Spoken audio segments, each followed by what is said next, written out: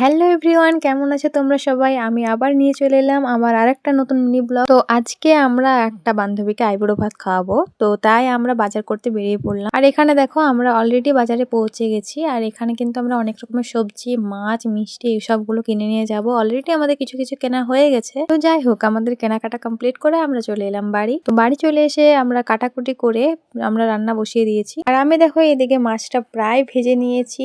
এখানে কিন্তু মাছের পিস এবং মাছের মাথা ভাজা হয়েছে। তো ভাজাতে রয়েছে বেগুন ভাজা, পটল ভাজা, আলু ভাজা, বরবটি ভাজা, ঢেঁড়স ভাজা ইত্যাদি। আর শাক ভাজাটাও কিন্তু আমরা করেছি। তারপর দেখো রান্না বান্না কমপ্লিট করে আমি কিন্তু ভাতের থালাটা সাজানোর জন্য ভাত বেড়ে নিচ্ছি। আর দেখো আমরা কিন্তু এখানে প্রায় ডেকোরেশন কমপ্লিট করে ফেলেছি। তো এই থালাটাতে রয়েছে বিভিন্ন রকম কুরকুরে, জুস ইত্যাদি। আর তারপর দিয়েছি দই, মিষ্টি, তারপর পায়েস, তারপর মাছের ঝোল, এঁচোড়, ডাল, স্যালাড এবং চাটনি এবং পাঁপড়। আর ভাতের থালাতে তো রয়েছে সমস্ত রকম ভাজা, তার সাথে কাগজি আর লঙ্কা। তো কেমন লাগলো আমাদের এই আইবুড়ো ভাতের সিস্টেমটা প্লিজ কমেন্ট করে জানিও। দেখা হচ্ছে নেক্সট ভিডিওতে। টাটা। তো আমার ভিডিও তোমাদের কেমন লাগে সেটাই জানাতে কিন্তু